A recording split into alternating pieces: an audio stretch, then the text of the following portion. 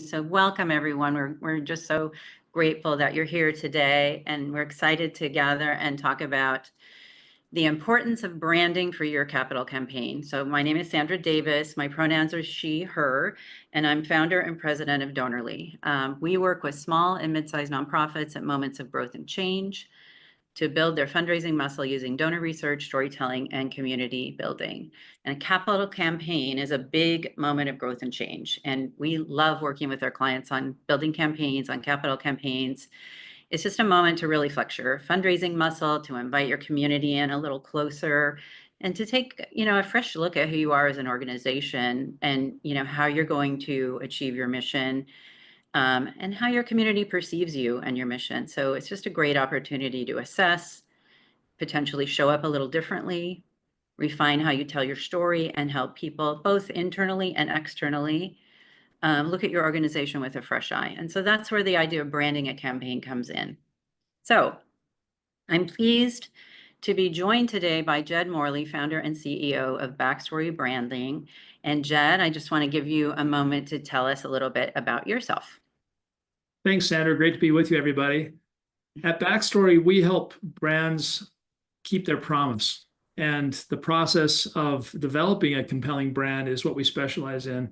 We've been doing this work now for 8 years, and before that, 20 years in the actual client work and agency work that have preceded this process under Backstory Branding. So you're getting the collective wisdom of decades of experience helping brands build compelling narratives and making long-lasting emotional connections with their customers. The process we've developed has been applied successfully to nonprofits. We're really pleased to be with you today to share some guiding principles that we think will serve you well. Thanks, Jed. So, one thing I love about capital campaigns is it just gives you an opportunity to play around a little bit with some new ideas, new graphics, new content. And, it doesn't have to be forever. But when Jed and I were talking about this the other day, he rightfully reminded me that we need to go back to the fundamentals. That brand doesn't start with the graphics or the logo or the name of the campaign. It really starts with what he calls the brand foundation. Jed, just to get us grounded in for our discussion today, could you just talk us through your approach a little bit? And then you came up with some kind of key brand building principles that you outlined, which we want to walk through, and we've got a graphic for that. I'd be happy to, Sandra. At its core, branding is the process of creating and influencing the perception someone has of a particular person, place, thing, or idea. And I would add organization. It's not a logo, as Sandra said. A logo is a visual expression of a brand, sometimes referred to as a visual brand identity. The thing that we want to keep in mind as we think about a capital campaign is we want to build our brand, not just a building. To build your brand, you have to first have a strong foundation, a foundation that lasts longer than any one campaign, than any one personality, however big, however influential, and is bigger than any one administration. So we want to create a foundation that consists of clear and consistent definitions for your brand purpose, the difference you make in your communities and in the world, your brand position, what you stand for or want to be known as in the minds of your stakeholders and constituents, patrons, your brand promise, the overarching value you deliver to your audiences, your brand pillars, the 5 things that set you apart, the most differentiated aspects of your offering and the benefits they provide. And finally, the 5th element of the 5-part brand foundation is brand personality. How does your brand look, sound, and feel when it's at its best? So those 5 elements constitute a strong brand foundation that can serve you well over time and that can shape the desired perception you want your audiences to have of your brand. One of the things we found to be overlooked is the need to clarify these elements so that everyone is in agreement and aligned to what these foundational elements are. One way to determine whether you have alignment and agreement is to complete our brand assessment on the backstorybranding.com website. We can point you to that link in the chat, and we would invite you to take a moment, if you haven't already had the opportunity to do so, to go to that assessment and to fill out the 24 questions. It shouldn't take more than 5 minutes or so, to better understand the current state of your brand. As you complete the questions, the prompts that this brand assessment outlines and presents, think about the degree of alignment you would have if several people from your organization were to fill out this assessment. Would they provide the same answers as you? And if not, that points to an opportunity to close brand gaps between your current and desired perception, not just externally, not just outward facing into the community, but within your own organization internally as well. The process that we're talking about today, these principles, starting with clarifying and articulating the 5 foundational elements of your brand, they set you up for success, because when you're clear about who you are, what you do, and why it matters, and can clearly and consistently communicate that to your audiences, every activity, every campaign, every program helps to reinforce that desired perception and build brand equity that deepens relationships and unlocks the hearts, minds, and ultimately wallets of your constituents, your stakeholders, your community members, so that you can more effectively deliver on your mission and vision as a nonprofit organization. I'll pause here and see if you have any clarifying questions, or Sandra, if you have anything you'd like me to address.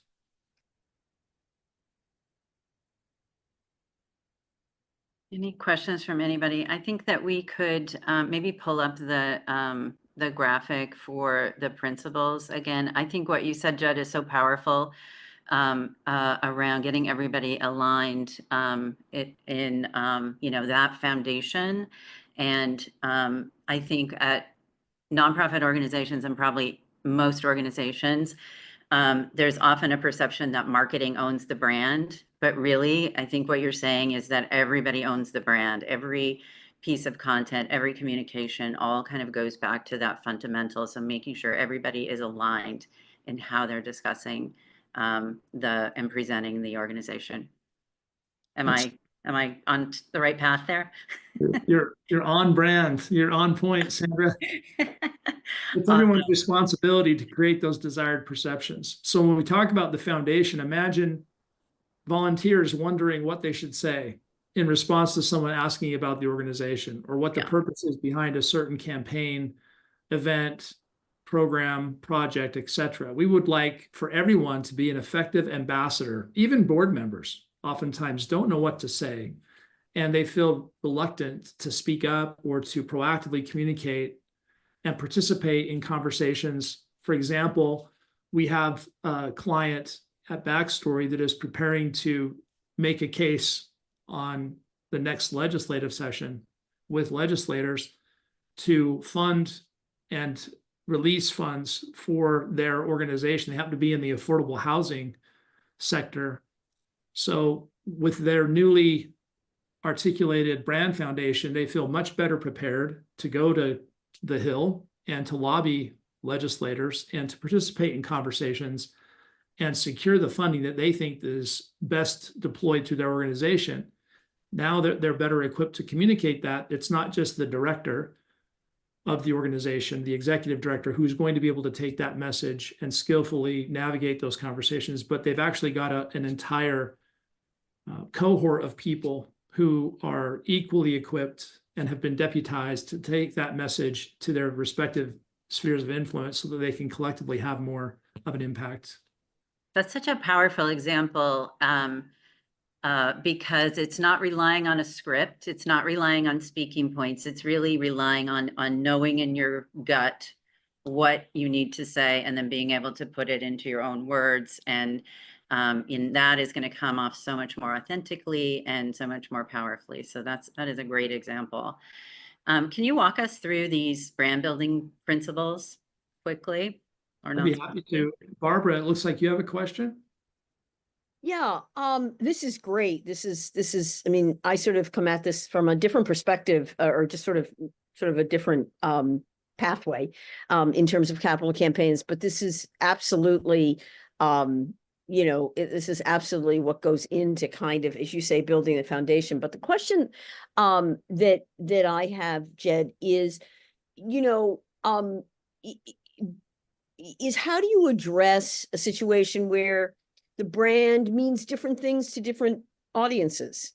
So, it's not a one size fits all. And sort of, I think you sort of alluded to this in just a second ago about sort of the different facets of a brand, and that flexibility or that nimbleness that perhaps needs to be built into the foundation. So I don't know if you can sort of talk to that a little bit.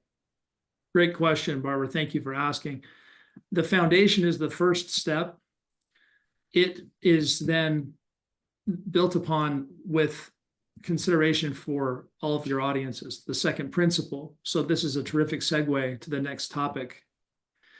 When we talk about brand messaging, think of brand messaging as the keynote address at a conference.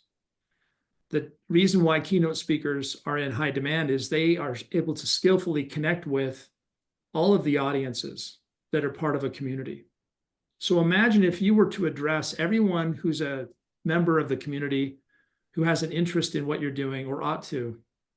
What would you say about your organization that would set it apart, that would differentiate it from other activities and offerings that they might participate in or fund or engage with and support as a collective audience in aggregate? So if everyone were in the same room at the same time, what would you say to them simultaneously to get them to lean in and want to learn more, to do more, to participate in the next conversation?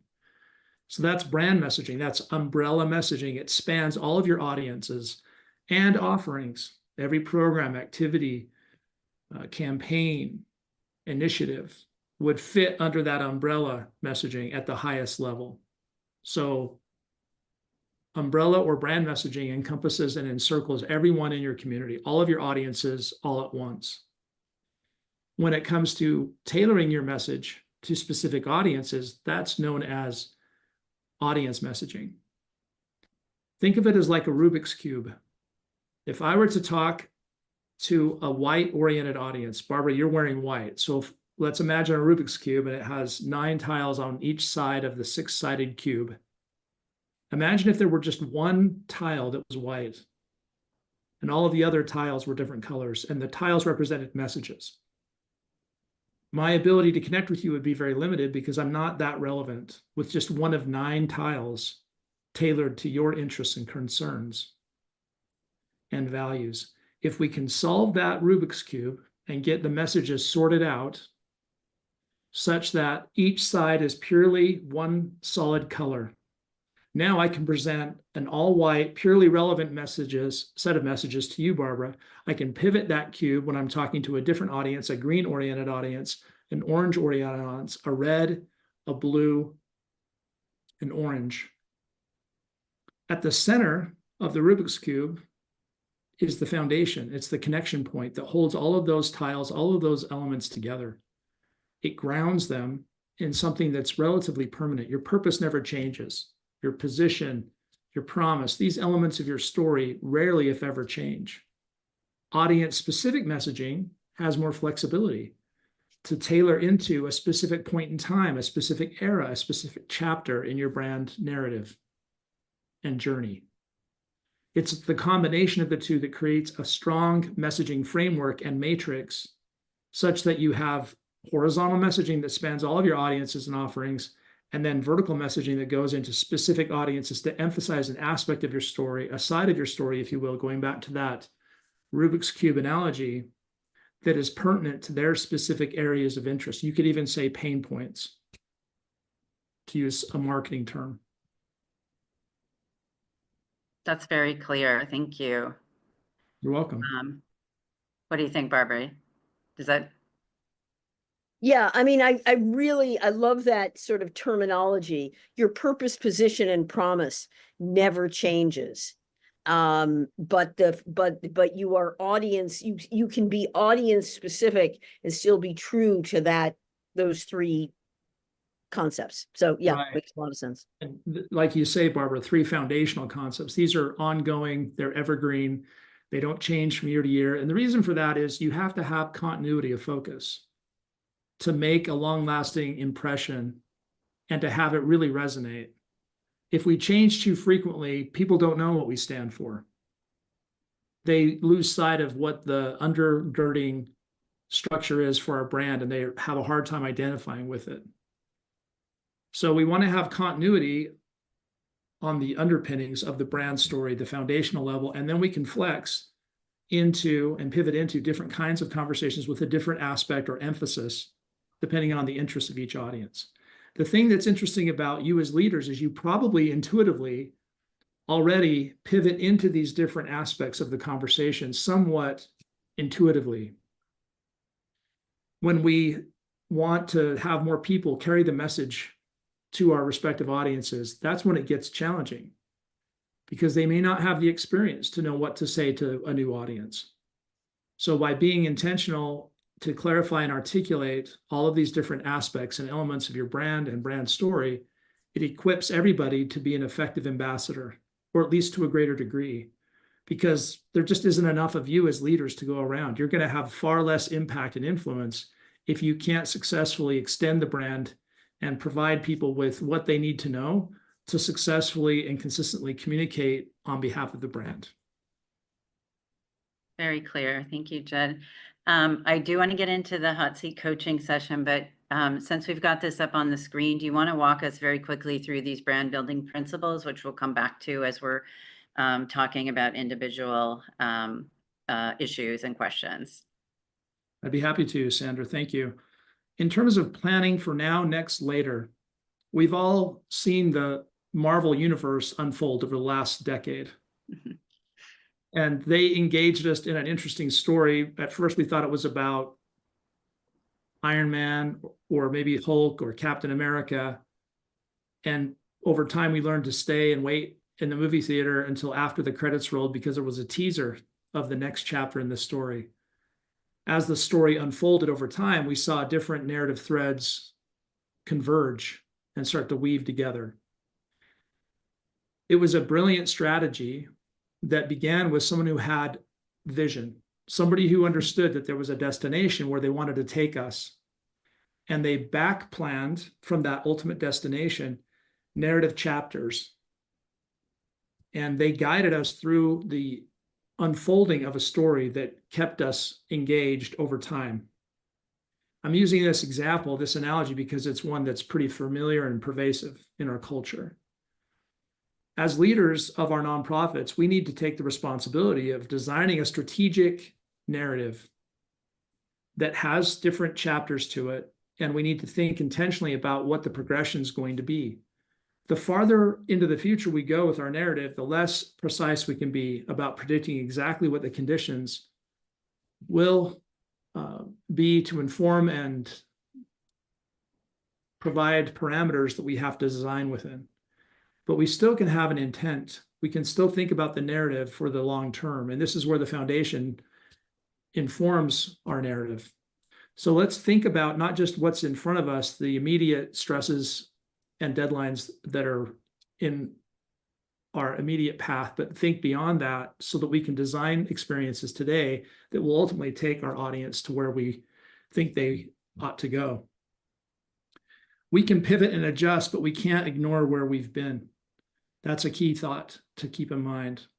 So we have to remember and honor our heritage, but we call it, and then there's a progression from that heritage towards a new destination, but we can't pretend like it didn't happen. So we have to do branding activities that are consistent with where we've been and where we've come from, so that there's a narrative that makes sense and that creates a sense of continuity and buy-in from our audiences. This, again, is an area where we have to be careful not to let strong personalities override this long-term strategy. No matter how influential or persuasive someone is, we can't let big personalities blow our strategic compass in a direction that is counter to what our strategy is. We need to curate and capture stories. Sometimes I'm surprised and somewhat appalled at moments that would be terrific content fodder for content marketing and storytelling that are just missed because no one thought to bring a video camera or a photographer. And this need to create content is merciless because the algorithms in our modern era for Google search and social media craves content. You're never going to be able to rest in terms of content creation and curation. There's an insatiable appetite for this content, and we've got to have a steady cadence. That's the other C word I would use, is curate, capture, and cadence. Consistency is rewarded by these algorithms. When we make an intentional plan and execute it, it signals to Google and our audiences ultimately that they can trust us to provide relevant information that entertains, that educates, that enlightens, that informs, and ultimately engages us in causes and communities that we care about. So that curation and consistency are huge. We also need to be careful not to delegate the storytelling responsibility to someone who's junior or who doesn't really understand what our brand is about. Sometimes we mistakenly think that content's an area where it isn't as significant of an impact, and I think that's misleading. I think we need to be really careful to tell stories in a quality way, and it's a continual refreshing of the treasure trove of stories so that we're not still referencing decades-old stories. Yes, we'll have some iconic stories that are foundational to the brand story, but we need to layer recent and frequently refresh those stories with new episodes so that it continues to be compelling. We also need to develop a solid SEO strategy so that we understand the keywords that people are searching for and incorporate those keywords in a natural conversational way, not a mechanical or robotic way. We have to be careful not to take on too much of a AI flavor to what we're creating. Otherwise, we run the risk of sounding like word salad or like a Me Too, because if we're deferring too much to the wisdom of the crowds, we're going to blend in. And that's the opposite of branding, where we want to stand out for real and relevant reasons. Finally, stewardship. Each of us is in a role that's important and significant, but it's temporary. What the brand can do is outlive us, which would be a terrific outcome. If we can create a brand that's so compelling and deeply embedded and ingrained in our organizations so that the next administration can't undermine it, uproot it, redirect it, that would be a good thing. Why? Because branding takes time. And we just don't have enough resources and attention and opportunities to make an impression to zigzag. We've got to have some steady continuity to drive home these desired perceptions. That means we have to do the right thing for the brand, even if it's not advantageous to us personally or to someone who is politically influential. Our brand should be bigger than any one person. We need to tack toward our destination, meaning that if winds blow, if we have headwinds, just like someone who's in a sailing boat, you can go at diagonal lines to the wind and harness the wind to push us toward ultimately going back, doing switchback tacking turns to get to our desired destination. We don't want to let the wind blow us in whatever direction it might want to go, even if that wind is coming from a very vocal board member. Okay, that's wisdom. Thank you, Jed. All right, let's pull up the group here, and let's do some coaching. So quick list of goals and guidelines here. So just to remind you, the call is being recorded. If you want to turn on closed captions, just navigate to the meeting controls and click on show captions. So we're going to go ahead and select a series of questions, and we'll call you up on the hot seat. We'll invite you to introduce turn your microphone on. Introduce yourself, name, pronouns, title, and organization, and state your question. And if you didn't have time to submit a question, go ahead and put it in the chat. My colleague Izzy Weiner is here. She's going to kind of be our MC in this process. So she'll be monitoring the chat. She'll call you up for your question. And then, go ahead and feel free to put any follow-up questions in the comments, and we'll monitor that as well. So I think what we'd like to do, Izzy, I'll hand it over to you, but I think we'll want to start with Catherine to give everybody a taste of what this review of a brand assessment might look like. Yeah, it was wonderful to be able to hear Jed dive into all the principles, and I think being able to put them right into action is going to be wonderful learnings, both specifically and, across organizations. So Kathy, we would love if you would introduce yourself. And then I know because you submitted the brand assessment a little bit in advance, Jed had a time to dive into it a bit further. So excited for you all to connect around your organization and some of those goals. Sure. Kathy Weston. I'm the Vice President of Chatham Conservation Foundation, and I head up all of our advancement and development work. So, and we are getting ready next year to launch our first capital campaign in years. So this session is very timely. We have been working for a while on clarifying and shifting our core purpose and messaging. It's shifted a little bit in recent years. So we've been working to get our brand caught up with that. And we're looking forward to figuring out how to leverage that into our capital campaign for next year. So I do have a question in addition to the brand assessment, which is our campaign is going to cover a whole variety of different goals that we need. We need capital, we need some operating funds, we have some special projects. And the question is how to develop a brand, a brand for the campaign, not for the organization, but for the campaign that covers a lot of different things. But that's my question for when we get to it. But go ahead with the brand assessment. Great. Look forward to addressing those questions. Thanks for taking the time to fill out the assessment, Kathy. I give you plaudits because I filled that out at 11:45 this morning. I'm a morning person, so that worked out great. This pattern that we're looking at today with Kathy's brand wheel assessment results is very common. As you can see on the outer ring, brand activation, this is where marketing lives in the classical traditional definition of marketing, where we have websites, we have content marketing, ads, collateral, meaning brochures, informational material, presentations, event graphics, and social media posts. These are just some examples of the ways in which we take our brands to market. Another way of thinking of this is customer touch points, the places where customers or our stakeholders and audiences come in contact with our brand. Notice, however, the lack of definition and clarity at the center, the inner circle, if you will, of the brand assessment, the brand wheel. How do we know what to communicate on the outer ring of the brand wheel if we haven't had the opportunity to define who we are, what we do, and why it matters inside the center of this process, this branding foundation at the middle? What results, and I'll ask you, Kathy, if you can relate to this, what's it like trying to write copy for a website if you don't have the foundational definitions in place of your brand strategy?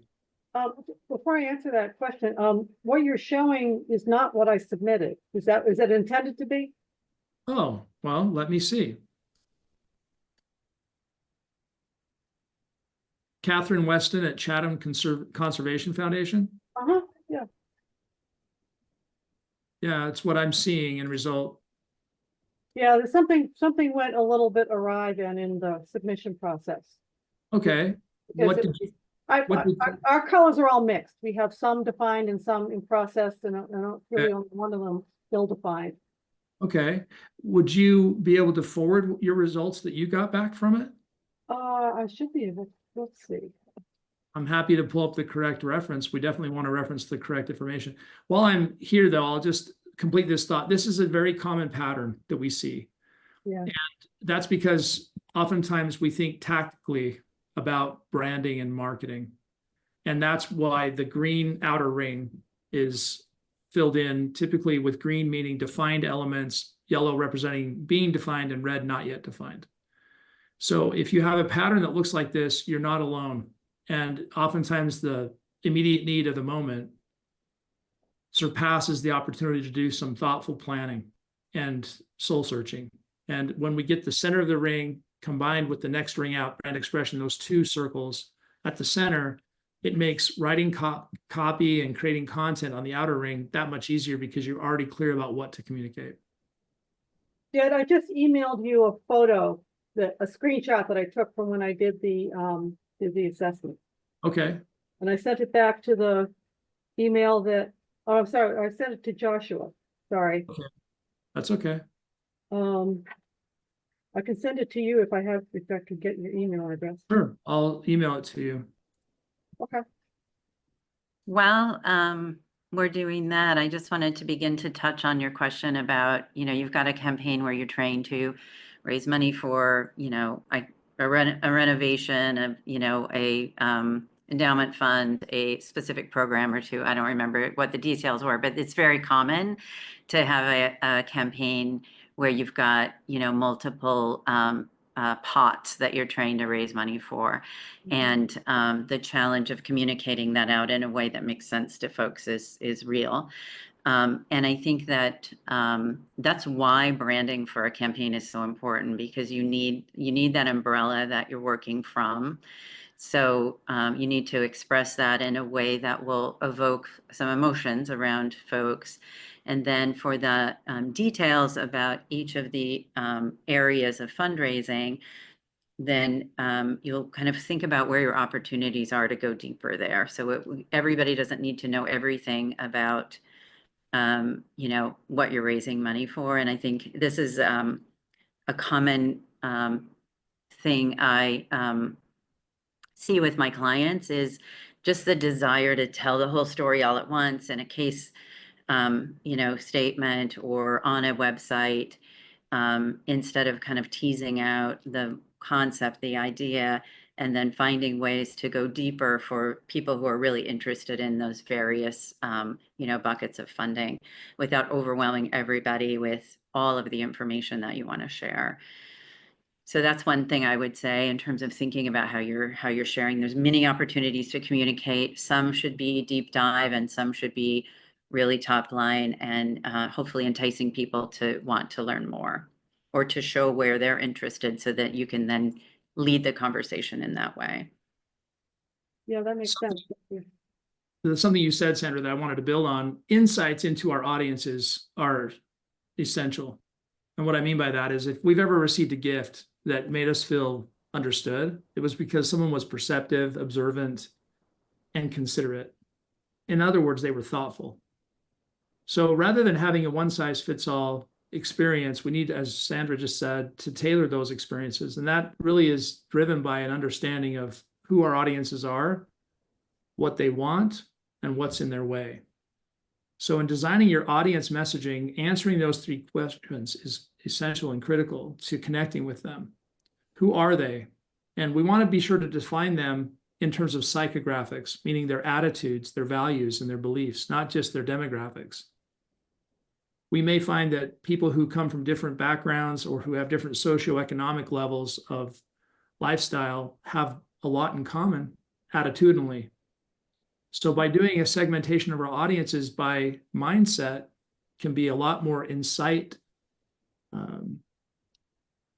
generating to inform audience specific communications and experience design than if we allow ourselves to default to demographics. When we think about campaigns, there is an example I wanted to share briefly. I think you'll be able to hear my audio. This was a campaign that Nike ran recently as part of the Olympics. And this only take a minute. So I want to share this campaign example with you, and I want you to see if it feels on brand for Nike.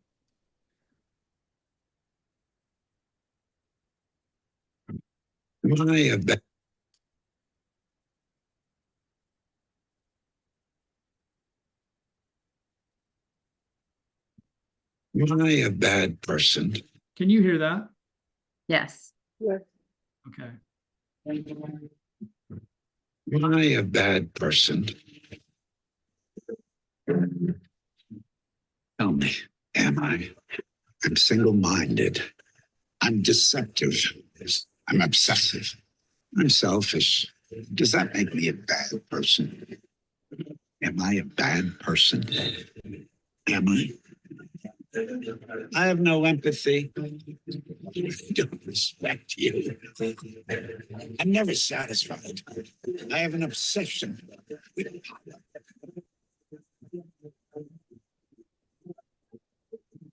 I'm irrational. I have zero remorse. I have no sense of compassion. I'm delusional. I'm unique. You think I'm a bad person? Tell me. Tell me. Tell me.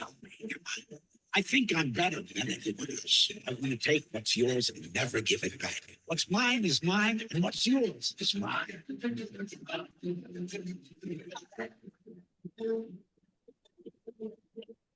You bad person. Tell me, am I?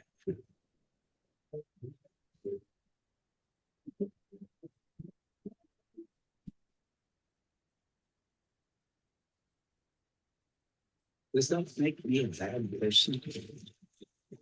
Tell me. That's it.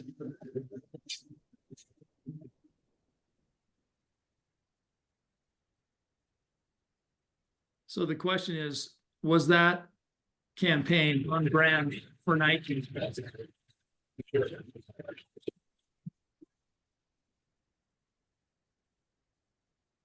What do you think? Well, it's really edgy, obviously, and really gets your attention. And a brand like Nike probably can, I mean, there's obviously irony and sarcasm that they use, and you know, Nike is one of those brands that, well, you know, I mean, they can get away with it. On the other hand, you know, one could look at it a different way and say, you know, when you're that big and you're that dominant in their particular industry, you know, you've got, you could say, well, you only have everything to lose and nothing to win. And so perhaps you might see that kind of strategy from a hungrier, more of an upstart brand. But it certainly is attention getting, and it sort of turns those phrases on their head and makes you pay attention. Yeah, I thought it was interesting how you said they could get away with it. What are you referring to when you say get away with it? Well, because they're just so dominant. I mean, they dominate their industry, and they set the pace. They you know, they're the brand that everybody wants, that every other, you know, athletic shoe company wants to be. They all aspire to be the next Nike. So, you know, from that standpoint, you know, on one hand, you could say, you know, they can get away with it. On the other hand, when you're number one, you know, there's a risk at being number one. So, I mean, I don't know, you could sort of look at it both ways, but it certainly does get your attention. And you know, that's ultimately their objective. Yeah, it's definitely controversial, isn't it? Yeah. Diane? I think for me, I just kept remembering Just Do It. Yeah. I think that really did align with their market. Their brand is Just Do It. So that's what I felt throughout. I thought, what are they trying to say here? And those people are just doing it. They're making it happen. So that's how I thought about it. You know, it's interesting. Nike's purpose is to provide innovation and inspiration for every athlete in the world. And the co-founder of Nike, along with Phil Knight's track coach at the University of Oregon, Bill Bowerman, said, if you have a body, you're an athlete. And he wasn't just talking about selling more clothes and shoes. He was saying that he genuinely wanted to ignite the inner athlete in everyone. In the 60s, he brought jogging to America. He found it in Europe and he brought it here and he promoted it. He wrote the first book on jogging. You're thinking, what do you mean? There was no jog. It wasn't a thing. And Nike provided the shoes and the apparel for us to do that activity. But Bill was so into it naturally because it was something he valued. He genuinely cared about it, that he wanted to promote it in the world and popularize it. Here's another purpose statement. Who's in business or who exists to save people money so they can live better? Any ideas? I don't know, Costco? Sam Walton, when he received the Presidential Medal of Freedom, said, if we work together, we can lower the cost of living for everyone. We'll give the world an opportunity to see what it's like to save and have a better life. He genuinely cared about that. So when I say purpose statement, I'm talking about a statement like these. Bamboo HR was a client of ours. They set people free to do great work. They had the same purpose statement from when they were 30 people to now they're more than 1,300 people. Today, they do over $100 million in annual recurring revenue in the human resource industry. So those are some examples of the kinds of foundational elements we're talking about, and the ability to clearly and consistently articulate these elements of your brand guide the campaign development process. Yes, the brand is going to be communicated, but you've got to have that clarity and focus to know whether or not the campaign's on brand. What are we going to name it? How is it going to be designed from a graphical communication, visual communication standpoint? What experiences are we going to provide? All of those elements should be informed by a brand strategy that says, this is our desired perception, and these are the words, images, and experiences that are going to feed into that desired perception. When we engage a designer, a writer, a videographer, influencers, we need to provide them with parameters to inform the development of the campaign so that it is consistent with what our brand stands for strategically. So, Kathy, were you able to forward that brand wheel assessment to me? I'm trying to,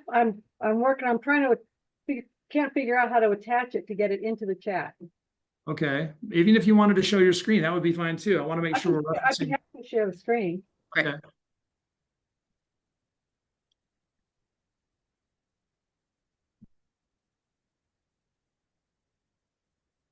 There we go. Interesting. So Yeah.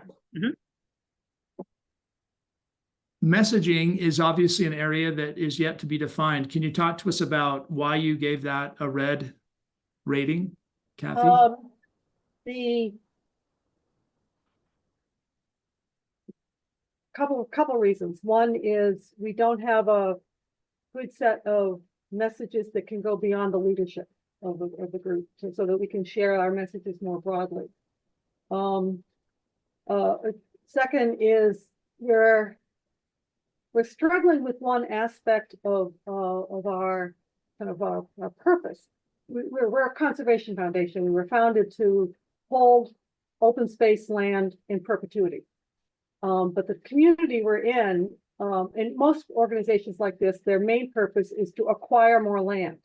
Okay, and make our community is fully developed. There is no more land to buy, unless you're willing to pay like $500,000 an acre, which is kind of unreasonable. So our purpose has evolved to maintaining that land to be more resilient in the face of climate change, to be more accessible to people, to be better wildlife habitat. It's to enhance and improve the land itself. So it's trying to find the messaging for that evolved purpose that will connect to our audiences, and we're not there yet. Yeah, I appreciate your candor in saying as much. I think that's a great first step, is to be willing to say we're not there yet, and to not settle. That's the other thing that we find is a lot of organizations settle for something that's either too vague or too narrow. And just like the aperture of a camera, the f-stop, we've got to get the aperture right. It has to be open enough to allow for growth and not too narrow to be underdeveloped, to be underlit, so to speak. As you saw from these examples that we looked at a minute ago, brevity is key in these purpose statements, and that's because we need people to internalize them. Ultimately, purpose statements are meant to inform and provide guidance and direction in making decisions that are on brand. Mhm. When you think of the people who are part of the purpose definition process, Kathy, who do you see being involved in that? The purpose definition.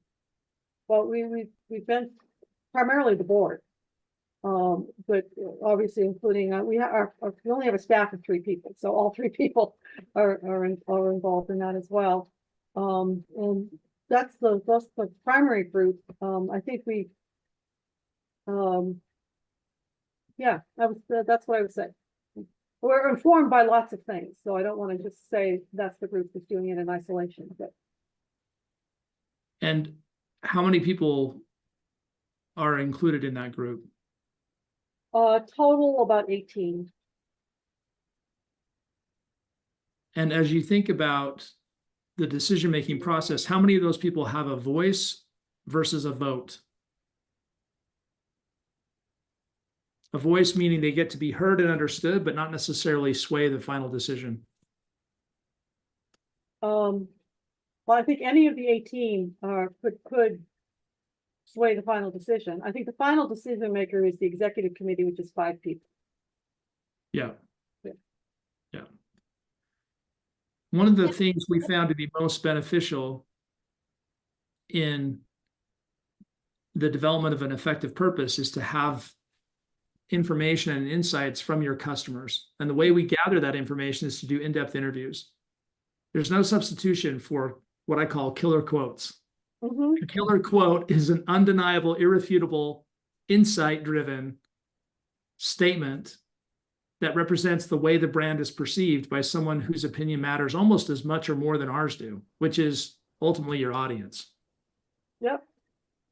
So one thing we would recommend and invite you to consider is to go do interviews with people who represent different audiences that are impactful to your brand and your ultimate fulfillment as an organization of your mission. That's a really interesting idea. You would recommend interviews over surveys? Very much so.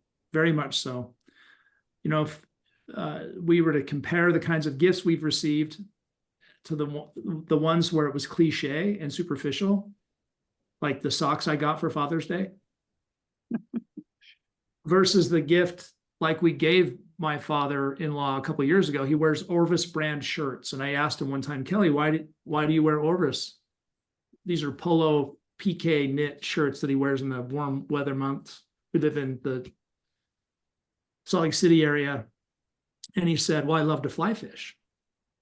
And I thought, well, that's funny because I've never heard of you fly fishing in the time I've known you. And he said, well, I used to fly fish. I just haven't had anyone to go with. And I've lost my friend group who used to do it with me. Mhm. So we got together as siblings and bought him a fly fishing outing. And his grin was so genuine that day. I just remember it being one of those blissful days when everything kind of came together. Yeah. And what allowed it to happen was just a question. You're not going to find that out in a survey. Right. So these interviews are really powerful. And we have some simple questions to ask. Of everything we do, what's most important and why?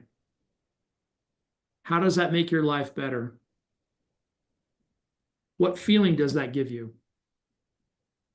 What is the significance of feeling that way? Those 4 questions can unlock the essence of your brand. And when you're intent on listening and then distilling the answers to those questions across conversations, it reverberates in your soul as a brand. And it creates resonance with your audiences. Resonance is where the magic happens. It's where somebody saw that ad from Nike and said, yeah. And they went out and worked out and they trained and they wanted to compete. What is that thing that's going to reverberate with your people, with your tribe? I can't tell you sitting here. All I can tell you is there is a process, and we practice the process, and I'm teaching it and sharing it with you, and I'm advocating that you go do this work. When you get it right, when you get that unlock that results from insights like I had with my father-in-law, let's face it, it doesn't hurt to be the favorite son-in-law, does it? It cost me next to nothing. That's so great, Jed. I want to see, we're getting close to the end of the hour and we could go on this thread for a very long time, but I want to see if we can get one more question in before we end the session. Izzy, could you help us with that, please? Yes, and thank you, Kathy, for diving into your story.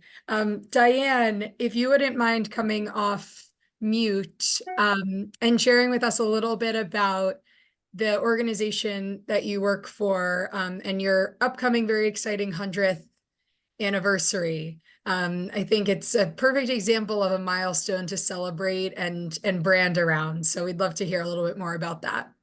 Yes, I work for the Stockton Symphony. It's interesting. I was in healthcare for 30 years as an executive director of a hospital foundation, retired, and then ended up working for the Stockton Symphony. And right before the COVID really hit and we had to shut down. And that's really impacted us too, and what our story is. But we are the third longest continually running symphony in the state of California. And we will be celebrating our 100th year in 2 years.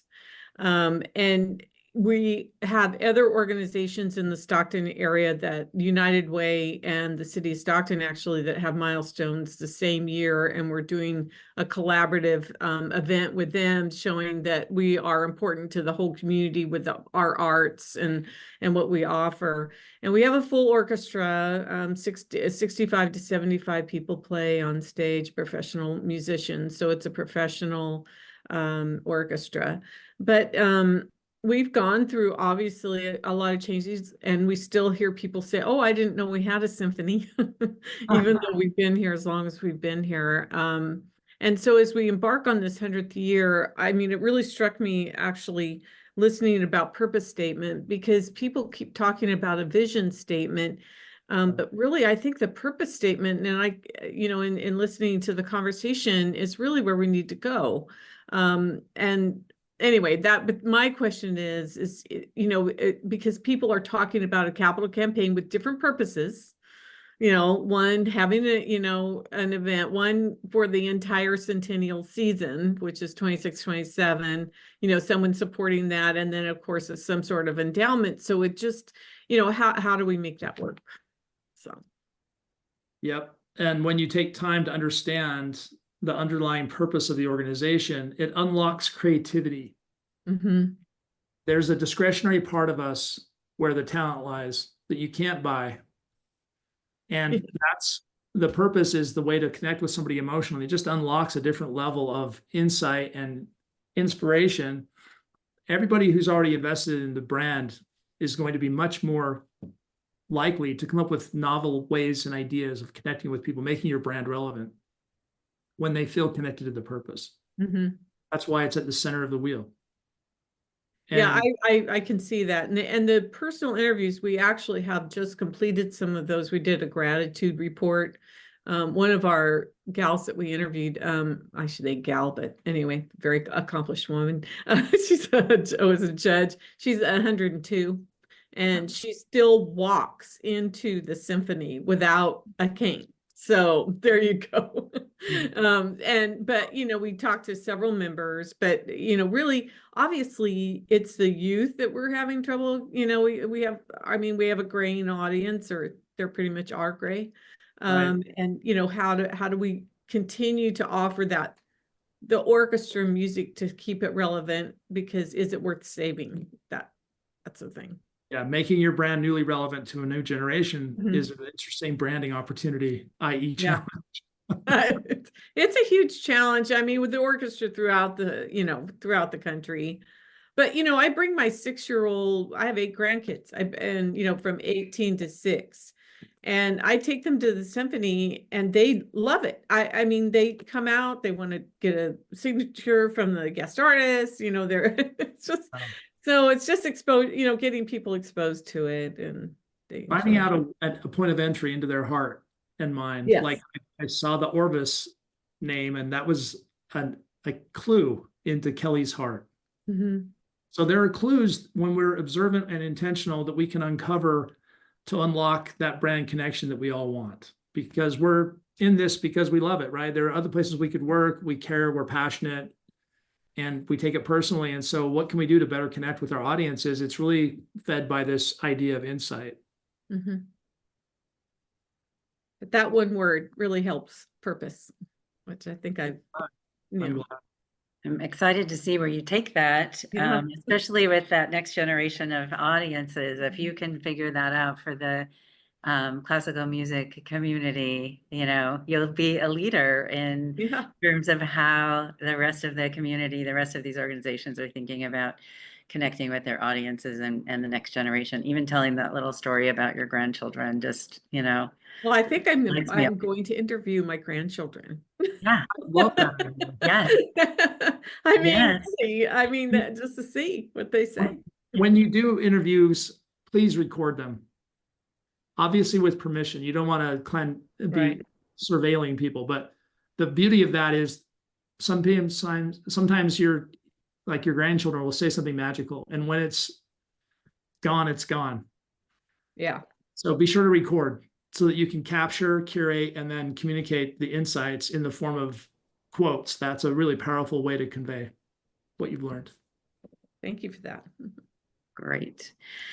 Okay, this hour has gone way too fast. I'm regretting that we didn't make it an hour and a half, but I just really, really appreciate this conversation. We are going to be in touch on social and in email about the next session and, you know, the kind of ways to be in touch with Jed and with us as well. So, but we'll go ahead and take a moment to talk about that. We're also going to email a video of today's session to you, so you'll see that if you want to take a look again. If you filled out the brand assessment, Jed, I'm going to put you on the spot and tell them that you'll be reaching out and, you know, offering some help with that assessment. You can follow us on social at _Donorly, all the usual places. And you can find me on LinkedIn at Sandra Davis, Sandra-Davis-Donorly. We'll put that in the chat. And Jed, where can everybody find you? I'm at jed@backstorybranding.com. And we're excited with the introduction to my book in the first quarter of next year. That's another opportunity to go deeper into these topics. Like Sandra said, I'm happy to help review your brand assessments as well. We'll be happy to follow up with a free consultation, building on today's conversation. All right. Thank you so much, Jed. So much wisdom today. Love the conversation. And thank you all for being here for the coaching session. Great to see all of you. And you'll hear from us via email. Thank you. Thank you. Take care.